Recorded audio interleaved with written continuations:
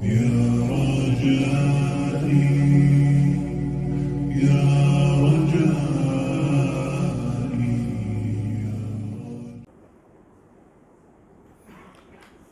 أعوذ بالله من الشيطان الرجيم. بسم الله الرحمن الرحيم. كل من عليها فان ويبقى وجه ربك ذو الجلال والإكرام. فبأي آلاء ربكما تكذبان. يسأله من في السماوات والأرض كل يوم هو في شأن. فبأي آلاء ربكما تكذبان. سنفرغ لكم أيها الثقلان. فبأي آلاء ربكما تكذبان. يا معشر الجن والإنس إن استطعتم أن تنفذوا من أقطار السماوات والأرض فانفذوا لا تنفذون إلا بسلطان. فبأي آلاء ربكما تكذبان. صدق الله المولانا العظيم. اس سے پہلے آپ حضرات کے سامنے سورہ رحمان کی 29ویں نمبر کی آیت پر گفتگو چل رہی تھی. کل یوم ہوا فی شأن. فبأي آلاء ربكما تكذبان.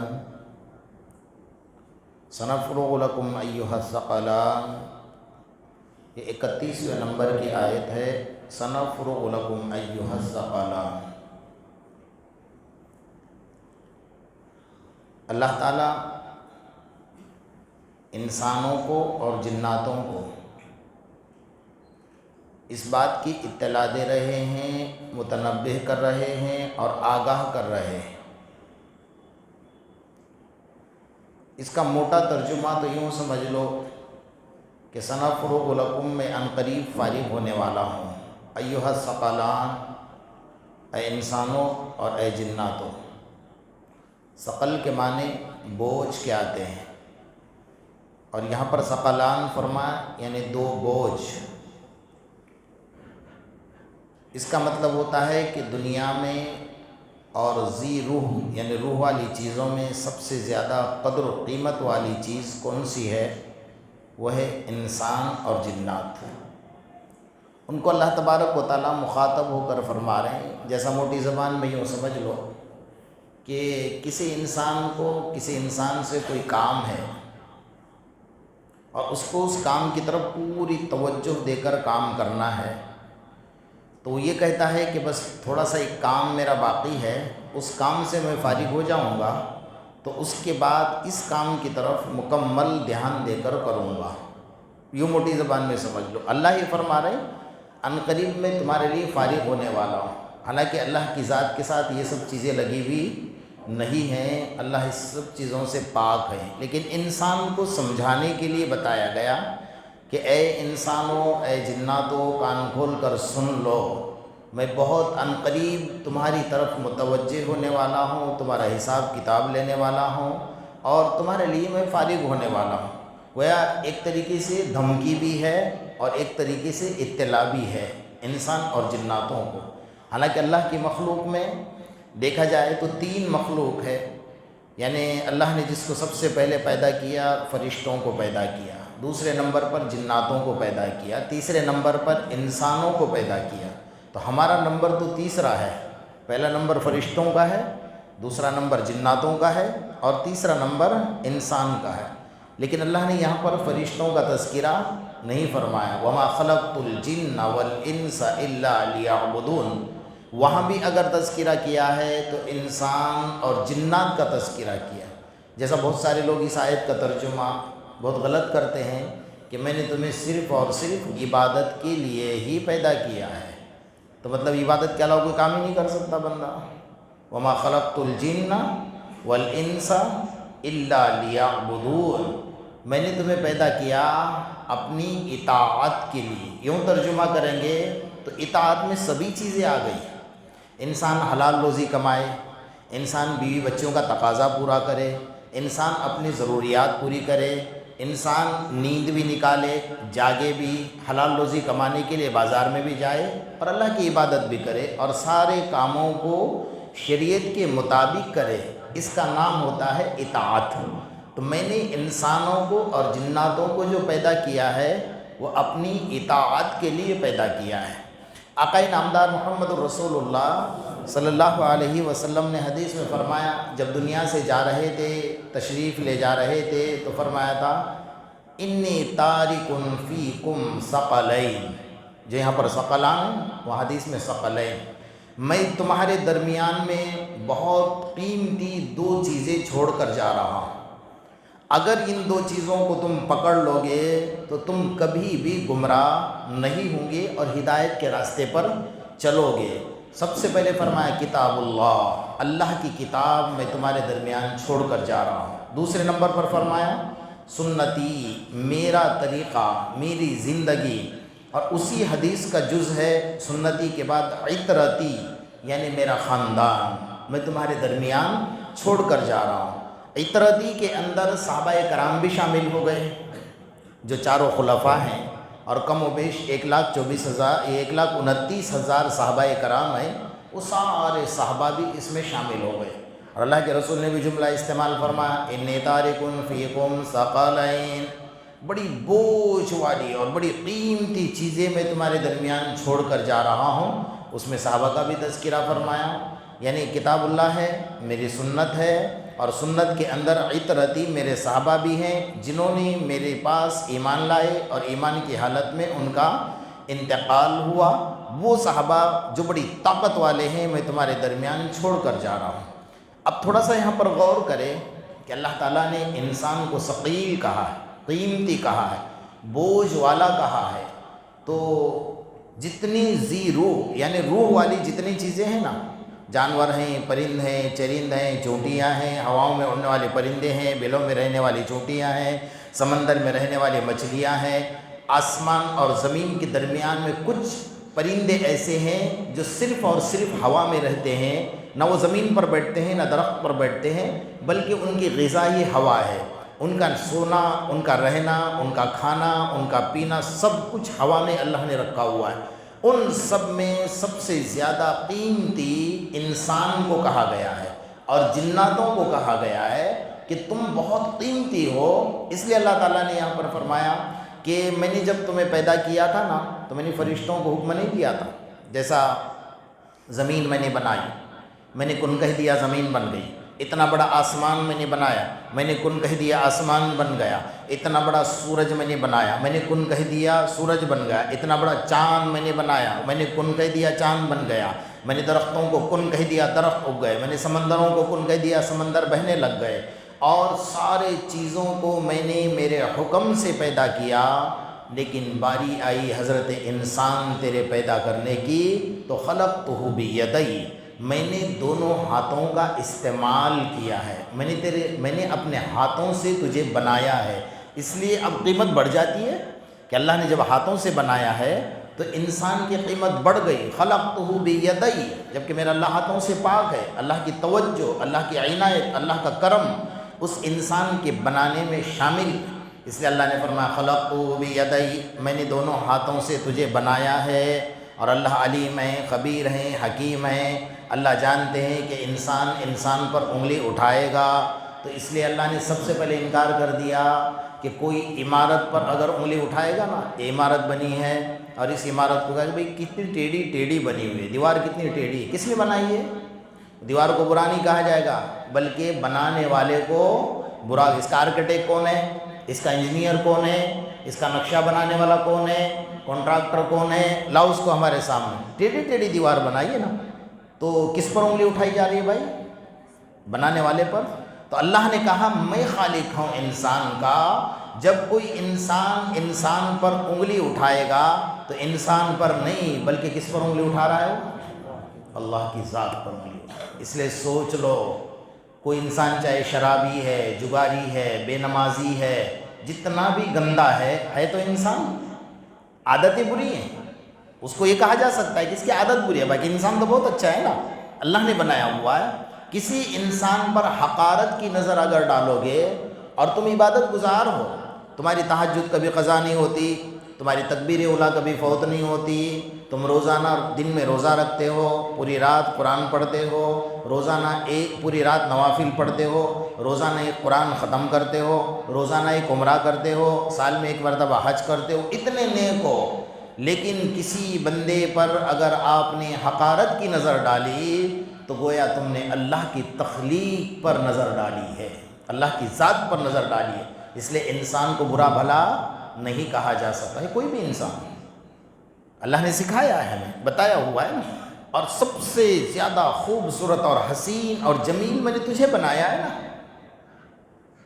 اور ساری دنیا کی چیزوں کو میں نے تیرے پیچھے لگایا ہوا ہے۔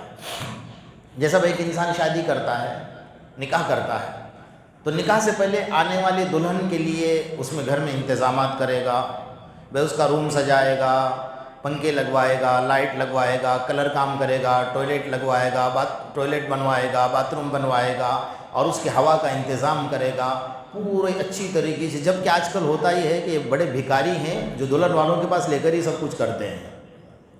میں غلط تو نہیں بول رہا ہوں نا؟ روم لا کر دکھائیں گے، یہ روم ہے لڑکے کا، ہم نے ڈھانچہ دیا ہے، اب بنانا تمہیں ہے جی۔ اس سے بڑا بھکاری کوئی ہے آپ کے نظر میں؟ ہے کوئی؟ اگر وہ تو مجھے بتانا، میں اس سے ملاقات کروں گا۔ ہماری نظر میں اس سے بڑا بھکاری کوئی نہیں ہے جو لڑکی سے بھیک مانگے، سمجھ رہے نا؟ آج جو لڑکیاں ہماری جا رہی ہیں نا، اس کی بنیادی وجہ ایک طرف سے یہ بھی ہے کہ ماں باپ کے لیے بوجھ بن گئی ہے، اور لڑکوں کی مانگ اتنی بڑھ گئی ہے نا کہ جس کی کوئی انتہا نہیں ہے۔ اسلام کے خلاف کہتا ہے کہ میں ایک جگہ نکاح پڑھانے گیا تھا، تو ماشاءاللہ بائک سجا کر اس پر پھول بھی ڈالے ہوئے تھے بائک پر۔ میں نے کہا یہ کیا ہے؟ کہا یہ بھکاری کو دینی ہے۔ انہوں نے تو دلہا بولا، میں بھکاری بول رہا ہوں، اس نے تو، اس کی کیا ہمت ہوگی بیچارے کے بولنے کی؟ اس کو تو دلہن دینی تھی نا۔ اگر بھکاری کہوں گا تو نکاح میں آئے گا ہی نہیں، تو مسئلہ گڑا ہو جائے گا۔ تو پھر میں نے میرے زبان سے کہا کہ بھکاری کو دینے کے لیے بنائی، تو وہ بیچارہ میرا منہ دیکھ رہا تھا کہ بھکاری کس کو کہہ رہے ہیں جی؟ بائک، برتن، کچن کا سامان، گادی، پلنگ، ماشاءاللہ کیا تماشا لگا کر رکھا ہے بھائی، کیا تماشا لگا کر رکھا ہے؟ آپ عورتوں کے محتاج بن گئے۔ میرے آقا محمد رسول اللہ صلی اللہ علیہ وسلم نے جب اپنی بیٹی فاطمہ کا نکاح طے کیا نا، تو حضرت علی سے یہ نہیں پوچھا علی تیرے پاس رہنے کے لیے بنگلہ ہے، گھوڑا ہے سواری کے لیے، کھانے پینے کا کچھ انتظام ہے تو فاطمہ کا انتظام کر پائے گا، میرے فاطمہ کو کھلائے گا پلائے گا؟ کچھ نہیں۔ سب سے پہلا ایک سوال کیا تھا کہ فاطمہ کے مہر کا انتظام کچھ ہے؟ بس اس کے علاوہ اور کوئی سوال نہیں۔ اور ہمارے یہاں تو مہر طے ہوتی نہیں ہے، جھگڑا کرتے ہیں کہاں تک؟ نکاح پڑھانے تک، اتنی نہیں اتنی باندھو، اتنی نہیں اتنی باندھو، اور باقی سب مسئلے حل ہو جاتے ہیں۔ ناچنے والوں کا پیسہ نقد، گانے والوں کا پیسہ نقد، ڈی جے والوں کا پیسہ نقد۔ اب تو نیا فتنہ نکلا قوالی والے، ہے نا؟ قوالی، اور پھر دوسرا ایک اور اس سے اچھا خوبصورت حسین فتنہ ہے مشاعرہ، ماشاءاللہ۔ اس میں پھر شاعرات آئیں گی اور وہ اپنے ڈھونگ بتائے گی اور وہ اپنے ناز اور نخرے بتائے گی، اور پوری پوری رات ہم سیٹیاں بجائیں گے۔ کیا ہو رہا ہے؟ کہا آقا کی سنت ادا ہو رہی ہے، نکاح ہو رہا ہے، ماشاءاللہ۔ تھو ہے تمہاری زندگی پر، غور کرو، تھوڑا سا غور کرو کہ ہم کہاں تھے، ہم کہاں آ گئے۔ عجیب ماحول بنا کر رکھا ہوا ہے۔ بہرحال میری بات دوسری طرف نکل جائے گی۔ میں یہ عرض کر رہا تھا کہ اللہ کے رسول اللہ تبارک و تعالیٰ نے انسان کو بنایا ہے اور یہ کہا ہے کہ میں نے اپنے ہاتھوں کا استعمال اس میں کیا ہے، اس لیے انسان کوئی بھی برا نہیں ہو سکتا ہے۔ اور آقا نامدار محمد الرسول اللہ صلی اللہ علیہ وسلم نے فرمایا کہ تمہارے درمیان دو چیزیں میں طاقتور چھوڑے جا رہا ہوں جو تمہاری ہدایت کے لیے کافی ہے۔ کون سی؟ ایک کتاب اللہ اور ایک میری سنت، یعنی میرے سنت میں سبھی آ گئے، سنتی و سنت رسول اللہ و عطرتی، میرا خاندان، میرے صحابہ کرام، وہ سارے کے سارے جو طاقتور صحابہ کرام میں تمہارے درمیان چھوڑ کر جا رہا ہوں۔ کیسے طاقتور صحابہ کرام؟ آپ نے سنا ہے حضرت خالد بن ولید رضی اللہ تعالیٰ ایمان لانے سے پہلے جو جنگ میں رہتے تھے اس جنگ میں کبھی نہیں ہارے، آگے رہ گئے، اور ایمان لانے کے بعد تو جذبہ اور بڑھ گیا، طاقت اور بڑھ گئی، اور ان کی ایک کرامت تھی کہ جس جنگ میں جاتے تھے اس جنگ میں یہ بہادر ایسا کودتا تھا کہ سب جنگ کے اندر ایک عجیب سی ہلچل مچ جاتی تھی کہ کون آیا کون آیا۔ ایک مرتبہ اللہ کے رسول صلی اللہ علیہ وسلم کو کافروں نے للکارا، اللہ کے رسول صلی اللہ علیہ وسلم نے مدینہ کے بازار میں آواز لگائی، انفروا فی سبیل اللہ، اے لوگو کفر نے اسلام کو للکارا ہے، آ جاؤ ہمیں جنگ کے لیے جانا ہے۔ جب مسجد نبوی میں صحابہ کرام جمع ہو گئے تو اللہ کے رسول نے فرمایا بھائی سامنے 3000 کا مجمع ہے اور ہمیں جانا ہے جنگ کے لیے، اور کون کون جانے کے لیے تیار ہے بتاؤ۔ اب ہم کہتے ہیں بھائی جماعت میں کون کون جانے تیار ہے، تو دوسرے کا منہ دیکھے گا کہ یہ اٹھے گا تو میں بھی اٹھوں گا جی۔ اچھا پھر ایک بات بہت اچھی ہے بھائی، جانا نہیں جانا اپنے نام تو لکھاؤ، بولتے ہیں نا ثواب میں تو آ جاؤ گے نا، ٹھیک ہے بہت اچھی بات ہے، نیکی کا ارادہ کرو گے تو نیکی میں شامل بھی تو ہو جاؤ گے، لیکن وہیں رکنا نہیں ہے، آگے بڑھنا ہے۔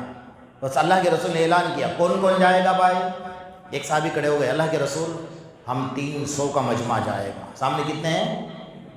3000۔ یہاں تو کچھ بھی نہیں ہے، یہاں لاٹھیاں ہیں، درختوں کی ٹہنیاں ہیں، پاؤں میں پہننے کے لیے چپل نہیں ہے، گھوڑے نہیں ہیں، تلواریں نہیں، زیرہ نہیں، کچھ بھی نہیں ہے، اور سامنے مسلح، تلوار، ہتھیار، فوج، زیرہ، گھوڑے، سب کچھ، 3000 کا مجمع انتظار میں کھڑا، مسلمانوں آ جاؤ۔ ہم کھڑے، للکارا اسلام۔ صاحب اللہ کے رسول ہم 300 جائیں گے، 3000 کے لیے کافی ہے۔ دوسرے صحابی کھڑے ہو گئے، اللہ کے رسول صلی اللہ علیہ وسلم ہم 100 جائیں گے، 300 کی ضرورت نہیں ہے۔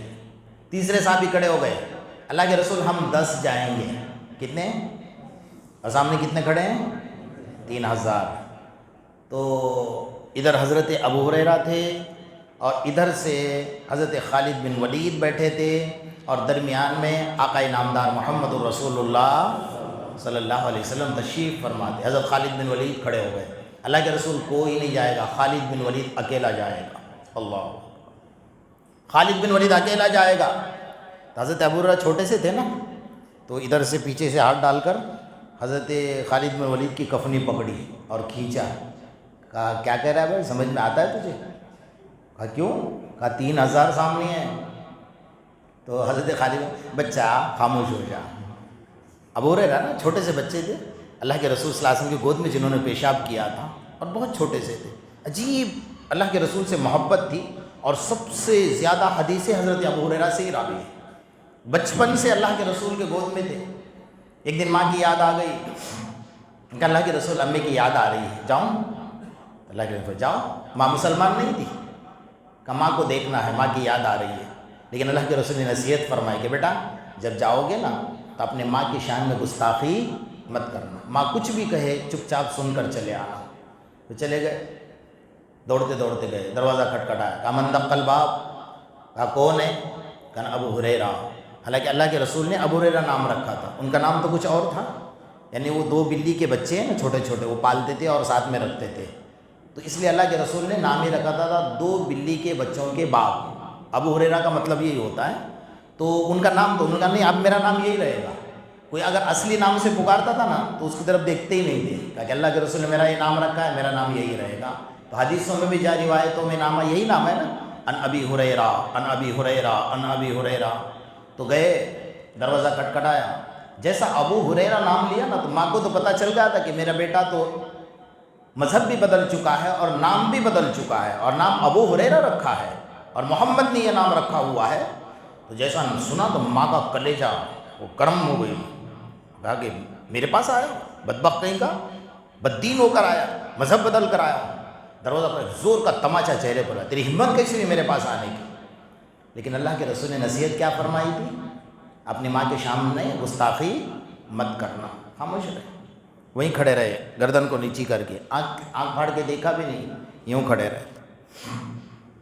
کہا بس ماں نے دیکھا اور دروازہ بند کر لیا، چلے گئے روتے روتے۔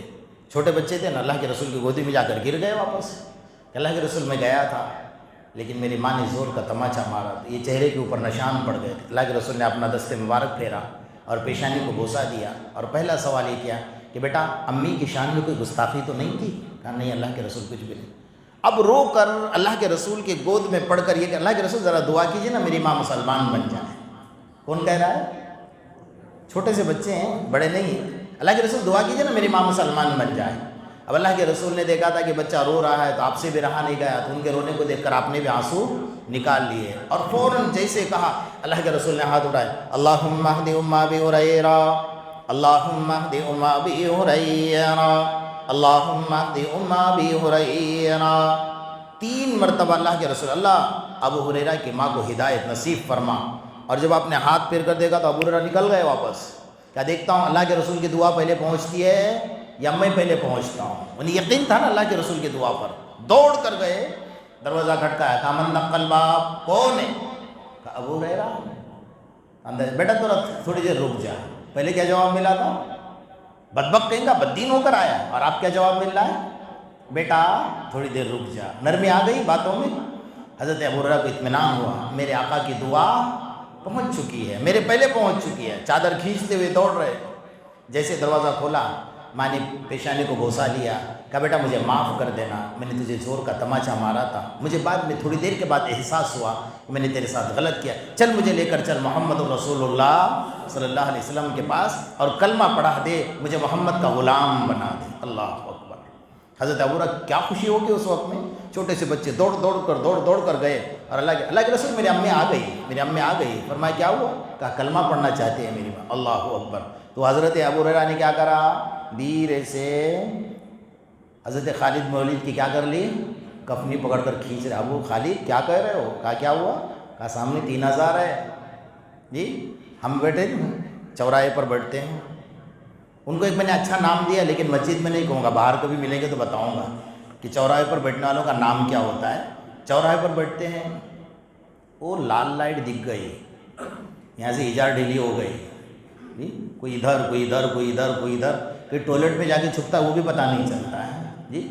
ہمارا ایمان ہے نا ماشاءاللہ، اتنے تک ایمان والے ہیں، پختہ ایمان والے، کیوں چوراہے پر بیٹھے کو تو ایسا ایمان ملنے والا ہے آپ کو۔ تو وہاں حضرت خالد بن ولید کو کہا کہ وہاں 3000 کا مجمع اور تو اکیلا جائے گا؟ حضرت خالد ہاں میں اکیلا جاؤں گا۔ کہا بیٹا میرے اور تیرے درمیان میں ہم سب کے آقا محمد الرسول اللہ صلی اللہ علیہ وسلم تشریف فرما ہے، تو نے سنا نہیں میرے آقا کی زبان سے کہ مرد مومن کا دل زندہ ہوتا ہے، جس کے دل میں ایمان ہوتا ہے وہ زندہ دل ہوتا ہے، اور جس کے دل میں ایمان نہیں ہوتا وہ مردہ ہوتا ہے۔ میرے سامنے اگر 3000 لاشیں پڑی ہو تو میرا کیا بگاڑنے والی ہے؟ میں تو زندہ ہوں نا، میں مرد مجاہد ہوں اور زندہ دل ہوں، میرے دل میں ایمان ہے اور میں محمد کا غلام ہوں۔ اور یہ نہیں کہ بول کر اعلان کر کے بیٹھ گئے، نکل گئے۔ اللہ کے رسول دعا فرمائی میں جا رہا ہوں۔ اب کوئی مخبر بیٹھا ہوا تھا وہاں، وہ بھی پہنچ گیا، کہا بھائی خالد بن ولید آ رہے ہیں۔ تو سامنے 3000 کے مجمع نے یہ بھی نہیں پوچھا کہ ان کے ساتھ کون آ رہا ہے، کہا کون آ رہا ہے؟ کہا خالد بن ولید آ رہے ہیں۔ کہاں؟ اور اس نے کہا بھی اکیلے آ رہے ہیں۔ کہا ٹھیک ہے کوئی بات نہیں۔ سب کی ہلچل اندر اندر مچ گئی۔ اب ادھر سے حضرت خالد گھوڑے کے اوپر نکل گئے، ان کے پہنچنے سے پہلے تو سارا میدان خالی ہو گیا۔ 3000 کا میدان کیا ہو گیا؟ ابھی تو خالد بن ولید پہنچے بھی نہیں تھے وہاں پر، 3000 کا میدان کیا ہو گیا؟ خالی ہو گیا۔ یہ میرے آقا کا فرمان ہے، کتاب اللہ و عطرتی، میں نے کتاب، اللہ کی کتاب تمہارے درمیان چھوڑی، میرا خاندان، میرے صحابہ کو تمہارے درمیان، جو طاقتور صحابہ کرام ان کو تمہارے درمیان میں چھوڑا ہوا ہے، اس لیے اس کو مضبوطی سے تھام لو تو تم کبھی بھی گمراہی کے راستے پر نہیں جا پاؤ گے، ہدایت کے راستے پر چلو گے۔ بہرحال اللہ تبارک و تعالی ہم سب کو عمل کی توفیق نصیب فرمائے۔